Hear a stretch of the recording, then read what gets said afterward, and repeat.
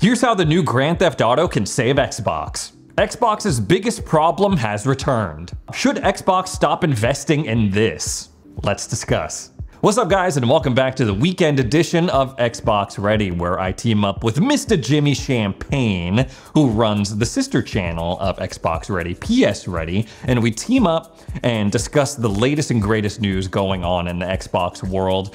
Quick disclaimer, we are filming this the day of the Game Awards, so if anything happens later tonight that's like absolutely bonkers, crazy, like another person rushes the stage and like something wild happens, and you're wondering why we're not talking about it in this video, that's why. We are filming it before the Game Awards. But I am going to be doing a quick upload about anything that Xbox announces or covers at the Game Awards later on today, which is really, and by the time this video goes up, a couple days back. So keep your eyes peeled for that as well, or check it out if you didn't watch it. But Jim, let's get right into it because I want to get your thoughts on the new GTA trailer because we've been waiting for this thing for a long time. GTA 5 came out on the freaking PS3 and Xbox 360, and like they've 10 years ago. Like Skyrim, they've milked it to death with multiple re-releases. They did the next-gen versions of it. GTA Online is still a thing. So we finally got the trailer for GTA 6, and honestly, I'm a fan of it. I like the vibes of it. It looks good. I kind of like what little that we know about the story I'm into. But I wanted to get your thoughts on it. Yeah, I thought it was really good. I like that it's Tom Petty. I saw some people are upset that it's not that song by The Weeknd, Blinding Lights or Blinded by the Lights. And I was like, that's like a fan trailer thing. Why would they use that? Like the second that became a popular fan trailer song, that eliminated it as a possibility completely. But yeah, the new characters look really cool, and it's crazy that instead of it being Los Santos or Vice City now, it's the whole state. I think it's like Leonida or whatever they're calling it. Alternate Florida, pretty much. Yeah. So it's going to be huge, and that's not really surprising, I guess, like after Red Dead Redemption 2, which is like a massive, super detailed map. I just downloaded that game again. I'm probably going to jump in. I have a chapter 2 save that I just roam around the open world in, you know, and I love that game. So yeah, it's really cool to see this actually revealed, and the amount of views the trailer got was like staggering. It beat Mr. Beast's record for the most viewed YouTube video in one day. So it's crazy. This is gonna be cool. This is something that, weirdly enough, is like uniting gamers once again. You know, it's not like Starfield when that came out and it was very divisive because it was exclusive to Xbox, or it's not when Spider-Man came out and you had a bunch of people on the other side of the aisle, like on Xbox, hating on it because it wasn't on Xbox. This is like a thing we can all unite on and be excited for, and I think that's what is cool about it. And going back to what you said about Blinding Lights of The Weeknd, the only person that should be mad about that is The Weeknd, because like he's the only one that would have gained anything out of like having his song featured on the freaking official trailer. Like the royalties would have gone crazy. But people are just finding shit to be mad about. This is just insane, like the response to it, and it just shows how much people have been wanting this game, how long they have been waiting for it. They could not have picked a better setting for it, like fake Florida where there's like a freaking gator coming out of the pool, or like going into a convenience store, like people twerking on like Lamborghinis as they go down the strip and stuff like that. It is the perfect setting for a Grand Theft Auto game just because of the absurdity of it, and I can't wait to see like all the wacky stuff that is in the game. Yeah, I agree. I hope the shooting is improved from GTA 5, because that was the one thing where I was like, this feels a little dated. And then in Red Dead Redemption 2, it kind of improved, but that's always Rockstar's weakest aspect, I think, other than in Max Payne 3, which has awesome shooting. It's like, I mean, the aim assist, like you start to aim and the auto lock on it, it takes away a lot of the fun of what makes a shooter fun. But I'm really hoping that they improve like the way you can interact with the open world. It's one thing to have a big world and lots of stuff to do, but I want, like, there are some points in Red Dead Redemption where I was like, okay, there are limits, I guess, to this world. Like when I found a chain gang in Red Dead Redemption 2 that they escaped their bonds and like killed the guy who was transporting them, and then I killed 2 of them, captured 1, and then I slung him over my shoulder, brought him back to the sheriff's office, and he was just doing the stock animations and dialogue of like, oh, what are you doing here? That was like one of the few times I was like, it kind of broke it for me, but that game was amazing. I hope they take it further in this game with all the technology that they have. But Jim, I wanted to get your perspective on one more thing about this, is that there's no mention of this game releasing on PC, and you're like, that's like your bread and butter. You love that. Classic Rockstar. I feel they like do this every time.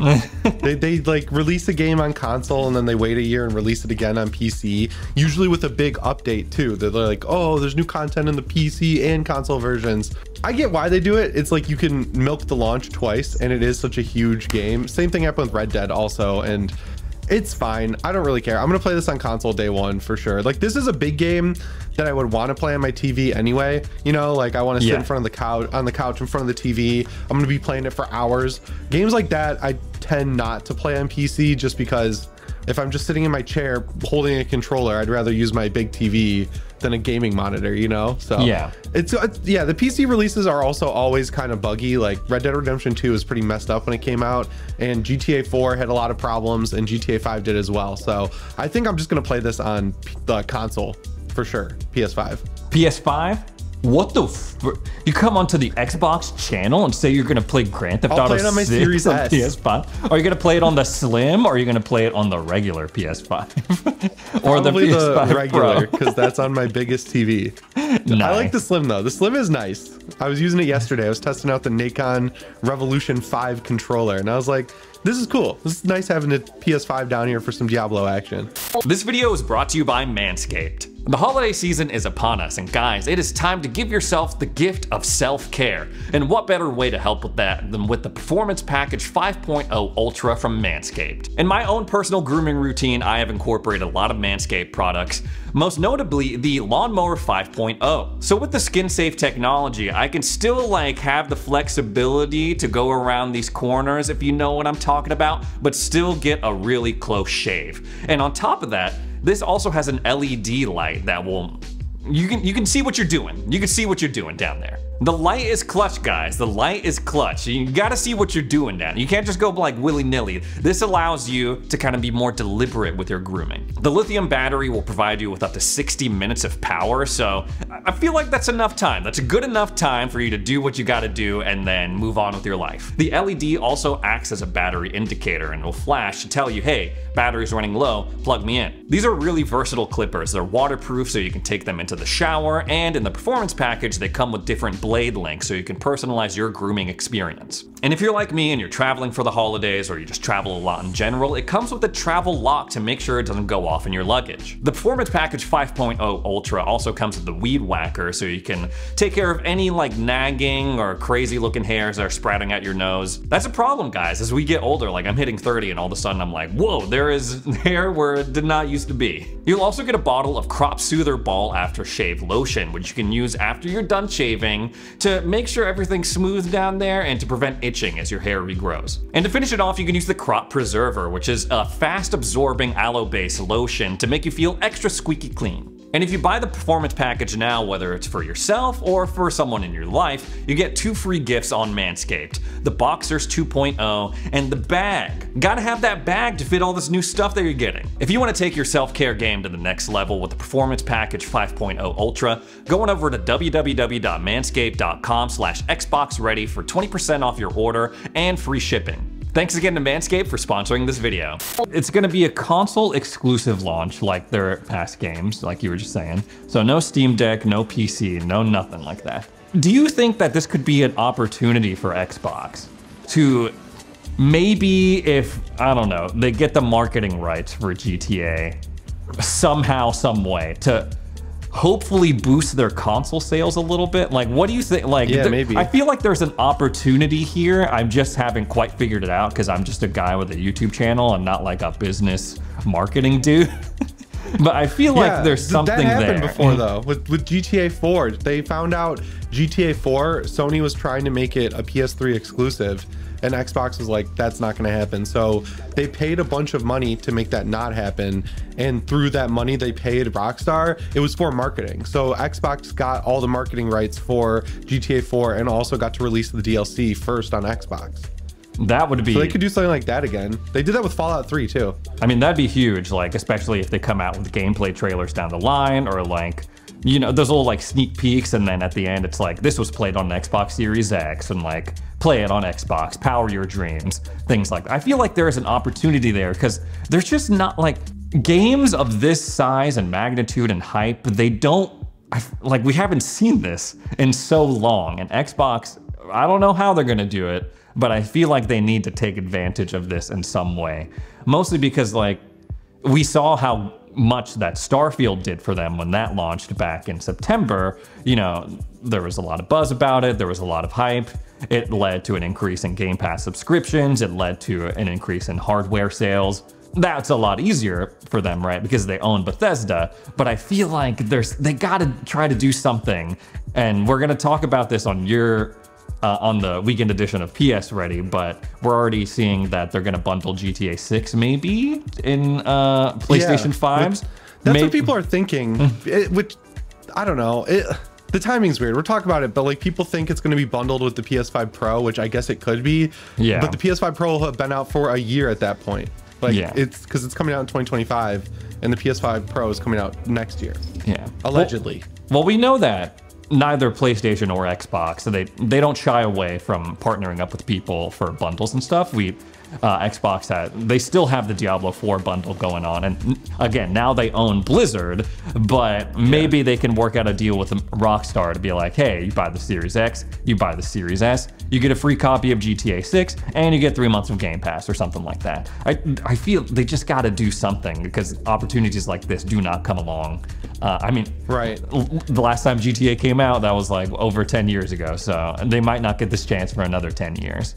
I can't believe that game came out on PS3 and Xbox 360 and it ran so bad and no one cared. It was just like, it was awesome just to have it. And then you got the like next gen version, which is like the one they should have released. It was like, yeah, this is cool.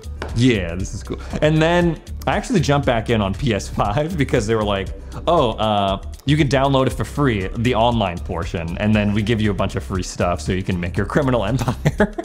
So I was like, okay, time to jump back in, baby. Why not? Let's go. Speaking of Xbox and what they're gonna do with GTA 6, that's a long way away though. You know, it's 2 years away, but already people are concerned about how this game is gonna perform, how it's gonna hold up on the Series S. Here we go again, guys. People are jumping on the hate train for my poor Series S, man. It just cannot stop. People cannot resist hating on this thing. And I will say, like, it ain't the perfect console, but it's something that I think is underrated, I feel. And I feel like a lot of the critiques about the Series S have been blown out of proportion. And I gotta take some responsibility for that because I've come on and been like, I don't know about the Series S, especially when Baldur's Gate 3 was delayed.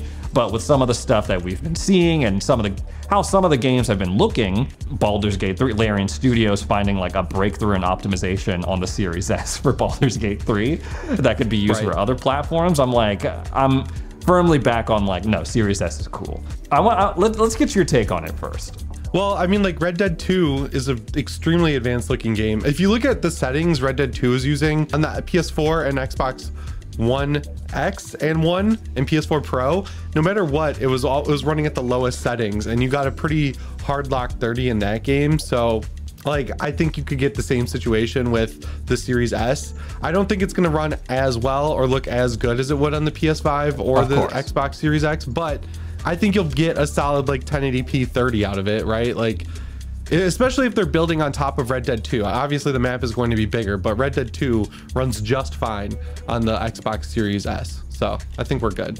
We're on the same page with this because I am not particularly worried about it because there are some games I feel like may not be quite on the same level or as advanced as GTA 6 maybe.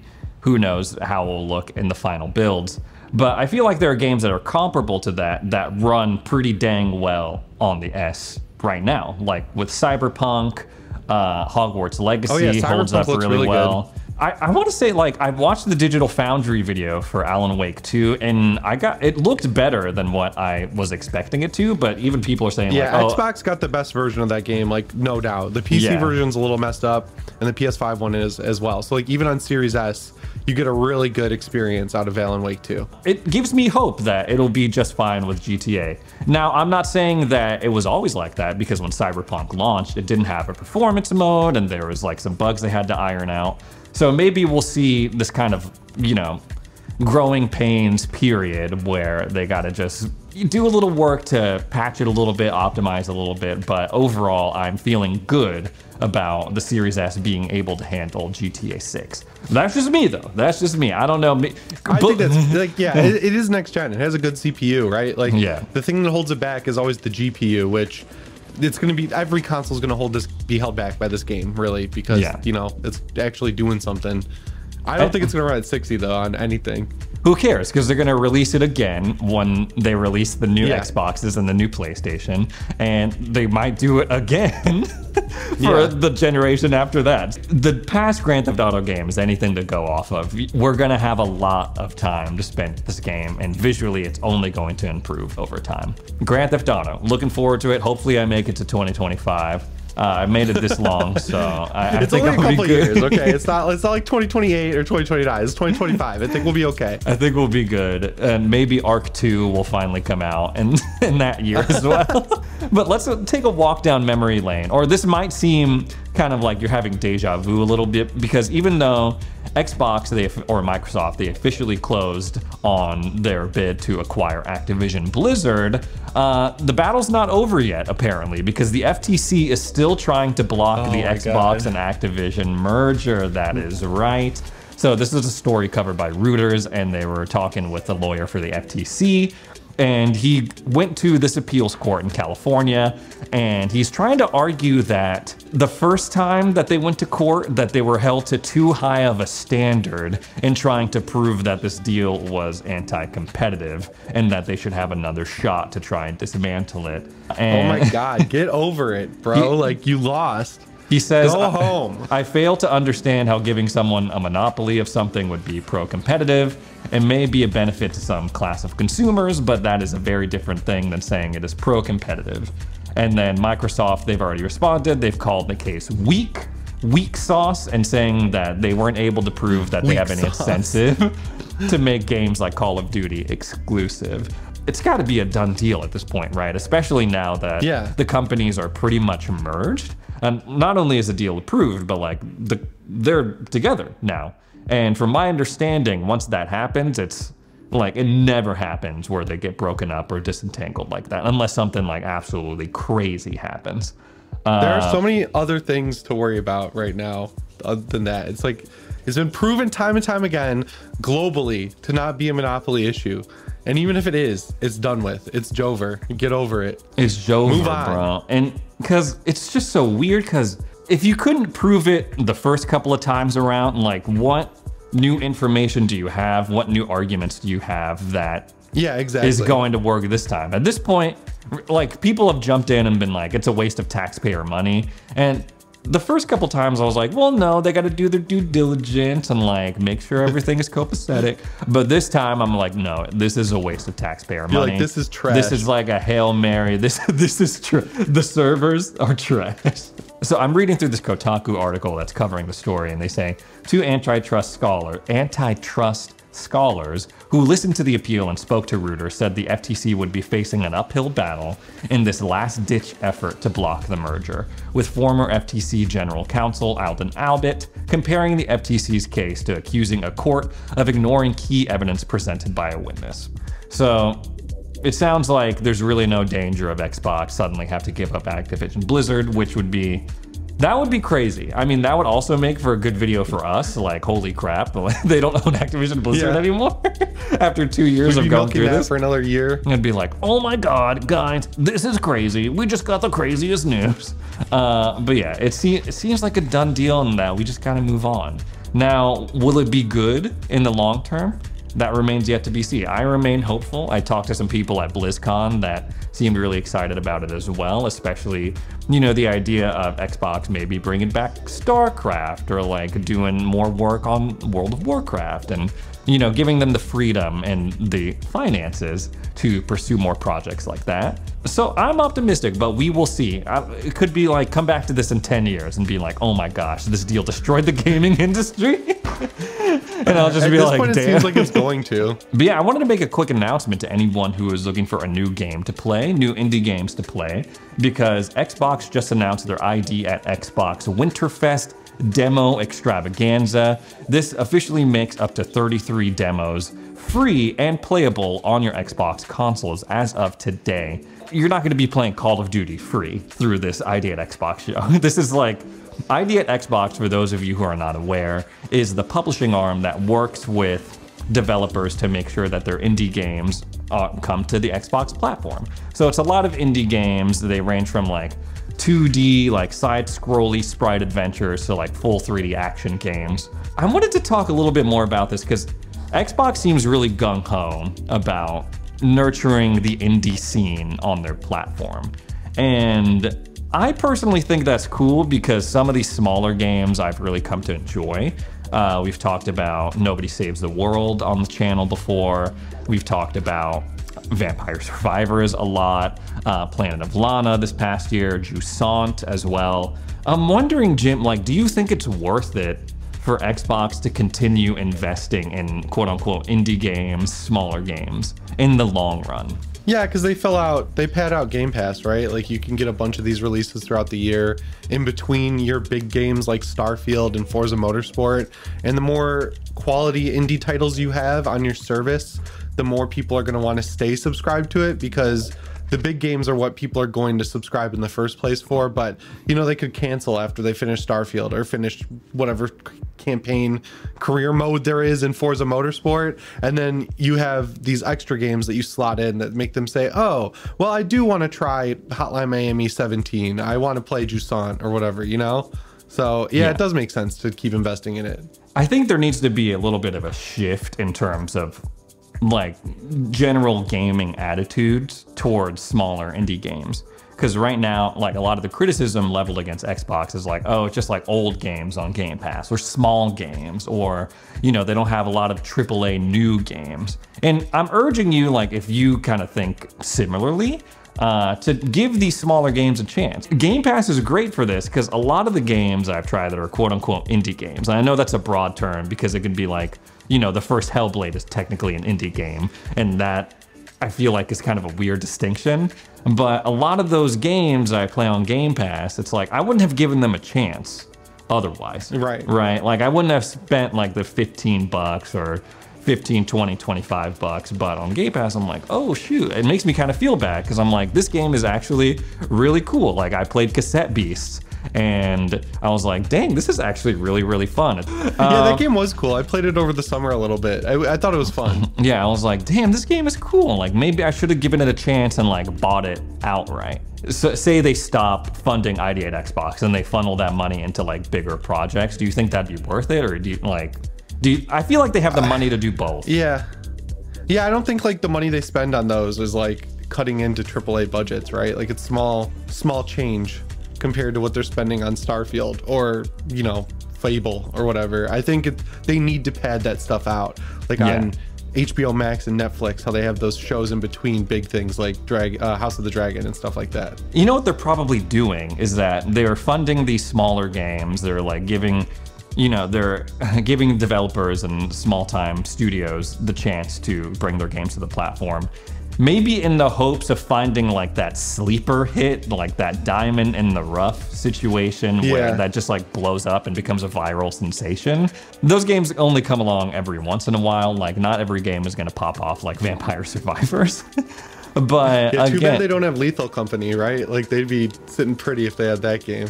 Yeah, what the hell? But yes, this is your daily reminder or weekly reminder to maybe give a smaller game a chance. I don't know, you might like it. But anyways, guys, that is all the Xbox stuff I have to talk about today. Thanks so much for joining me and Mr. Jimmy Champagne for another edition of Xbox Ready, and we'll see you in the next video.